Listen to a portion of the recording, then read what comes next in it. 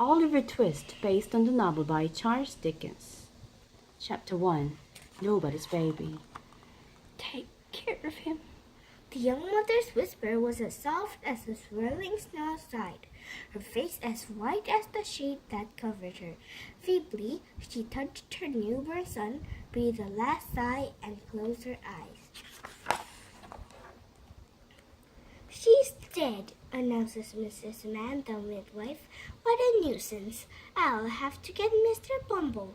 Mr. Bumble was in charge of the workhouse, a cold, grim place for the homeless without a spark of comfort or a crumb of nourishing food.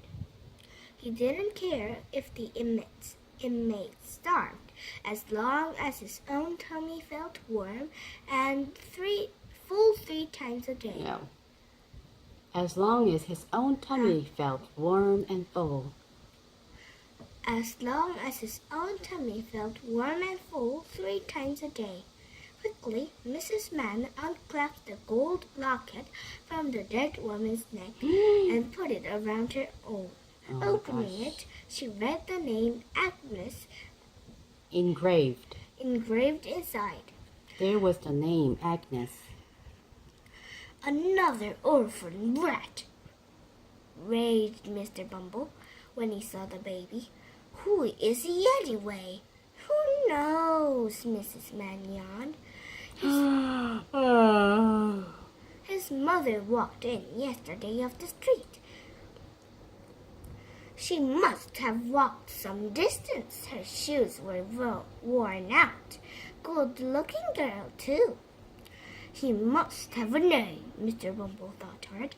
"Well, I name all orphans alphabetically, and the last one was Smith, so he can be Twist, Oliver Twist."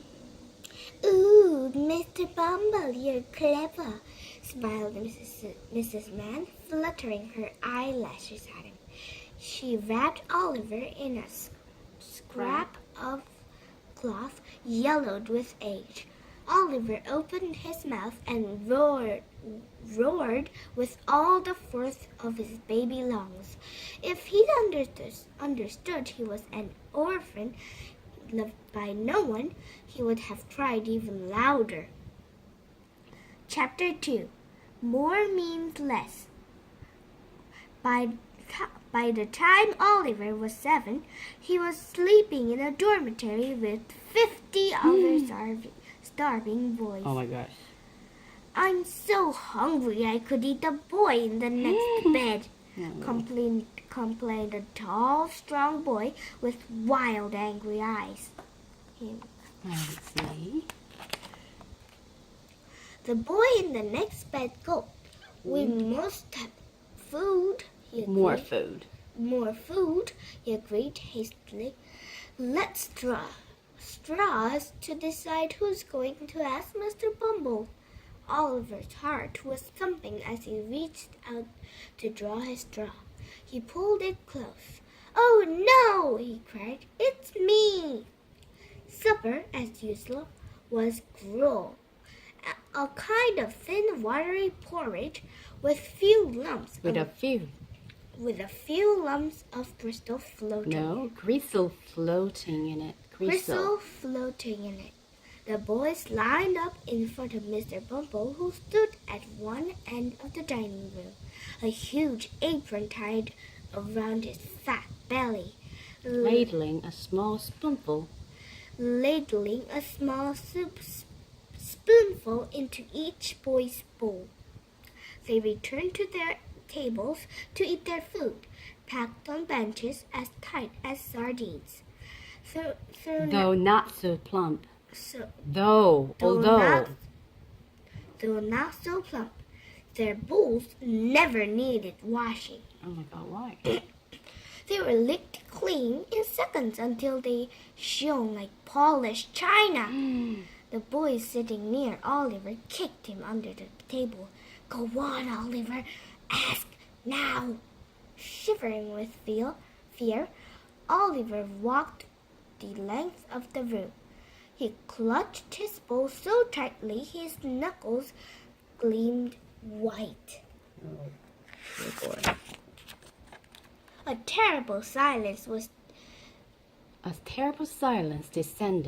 terrible silence descended, pierced by Oliver's slow echoing footsteps on the stone floor. He passed table after table of boys, their spoons laid down,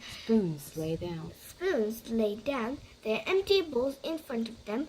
Each round-eyed boy stared at him expectantly as he went by. Oliver guessed what they were thinking. "I'm glad it's him, not me." At last he reached Mr. Bumble, who looked down his nose at Oliver as though he was an insect he were an insect he wanted to squash. Oliver forced himself to speak. "Please, sir, I want some more," he whispered. "What?" shouted Mr. Bumble. "Please, sir, I want some more." Mr. Bumble swelled like an evil giant. His eyes Burst with fury. bulged with fury, and his face went purple. "More? How dare you, wicked boy!" He seized Oliver, hit him with the gruel ladle. This is the ladle. And threw him into the coal cellar, locking the door. "Your punishment starts here," he bellowed. Oliver heard him stump off the steps, muttering as he went. "No one's ever asked for more before. Mark my words, he'll be a criminal when he grows up. That boy will hang." In the dark, Sooty cellar. cobwebs stroked Oliver's face like creepy fingers, and rats Scratched the walls. He crouched in a corner, pressing himself close to the wall. Its hard, cold surface felt almost protective in the lonely gloom. He stayed awake all night, dreaming what would happen to him next. Poor boy.